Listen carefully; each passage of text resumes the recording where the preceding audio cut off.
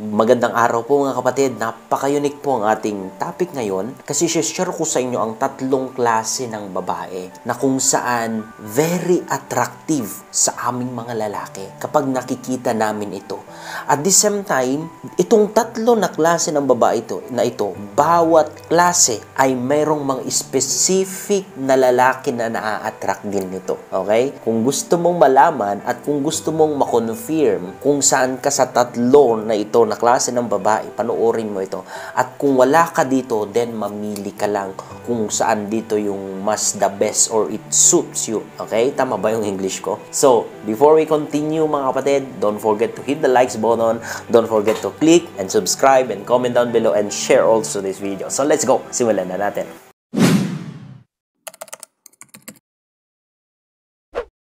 Okay, wag na natin patagalin pa. Simulan na natin sa number 1. Ano ba tong klase ng babae nito? Is that combination. Combination ng open-minded plus my sense of humor. Itong combination ng babae na ito, very attractive, very entertaining, at hindi maboboring ang isang lalaki kapag ikaw yung kasama niya. Kapag ikaw yung nakikita or napapanood niya. At the same time, chill lang yung ganitong klase ng babae. Hindi masyado yung stress. Hindi ko sinasabing walang stress pero hindi siya masyadong stress, walang maraming drama, and at the same time napakadaling kausap kasi nga open-minded. Hindi makitid yung utak niya, madaling mag-adjust, at the same time madali mong makausap ng tama kasi hindi niya ginagawang drama ang lahat ng bagay or napaka dramatic ng kanyang buhay. Lahat na lang bigyan niya ng issue. Hindi ganito yung tipo ng babae na open-minded at may sense of humor. Mostly ito, combination. Magkasama to palagi. Mostly,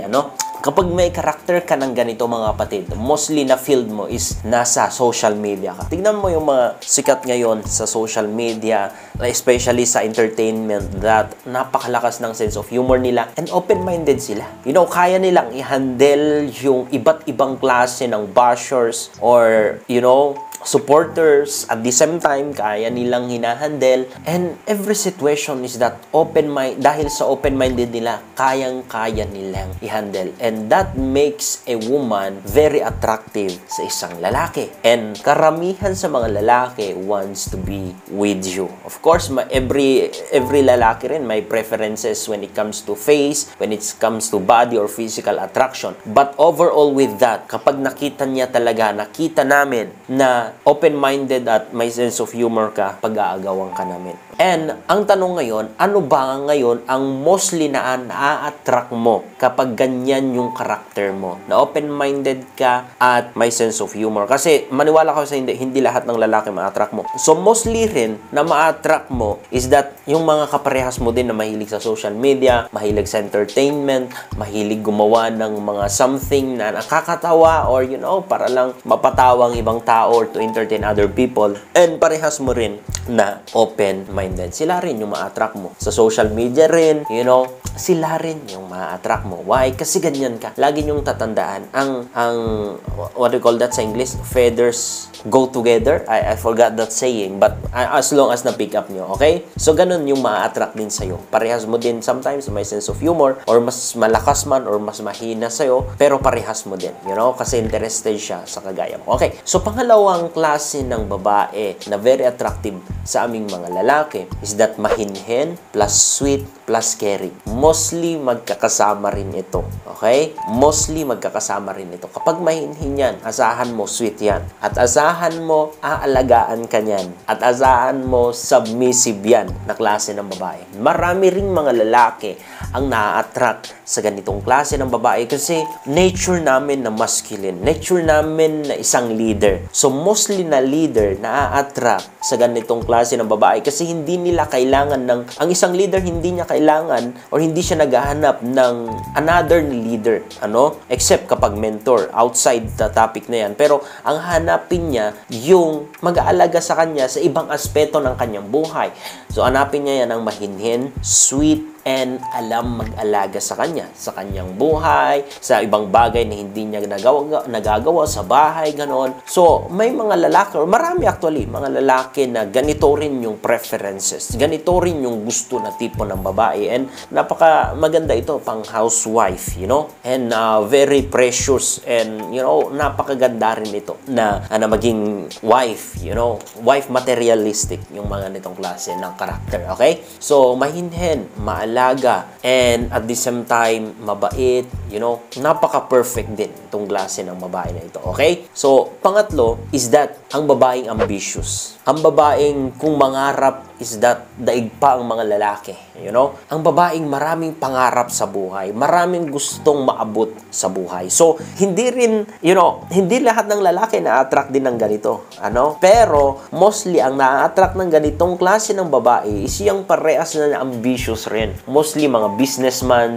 mga achievers, educational achievers, mga matataas din yung pangarap sa buhay, yung gustong marating sa buhay.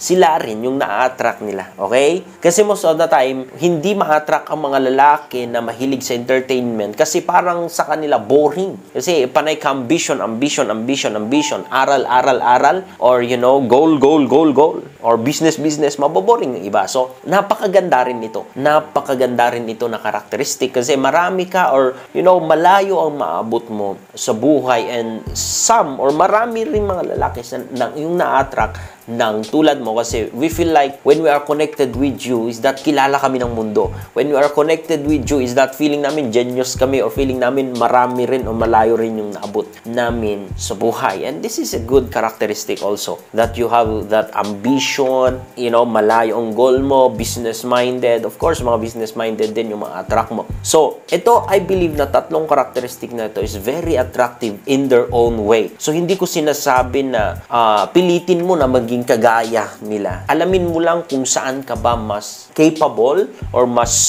suited sa tatlong ito. Kasi kapag wala ka sa tatlong ito, I don't know. Please comment down below kung saan ka or anong klase ka na babae. Napaka-special. Wala kung sinasabi na merong mas mataas or mas mahigit sa kanila. Wala po. Kasi itong karakteristik na ito, they are very special in their own ways. And bawat lalaki ay may sari-sariling preferences, may sari-sariling needs. So, meron ding mga iba't ibang karakteristik mga babae na gusto nila. But make sure lang na at least meron ka sa tatlo na ito. Okay? Please comment down below kung meron ka. And trust me, you are attractive. Minsan, hindi mo lang kasi alam or hindi mo pa na-discover yung self mo. Okay? So, anong may advice ko? Magpakatotoo ka. When I said na magpakatotoo, baguhin mo, pwede mong baguhin ang characters mo. Pero hindi mo pwedeng baguhin ang personality mo. Personality and character are two different things. Personalities, yun talaga yung nature mo. Please don't change. Kasi ganyan ka dinesign ng Panginoon. Pero ang character, ito yung ugali. Pwede mo itong ayusin. Pwede mo itong itama. When you have that character, then you can attract people. So, that's it. Maraming salamat po. I hope po na meron kang natutunan sa video na ito. Thank you so much. Please share this video and God bless.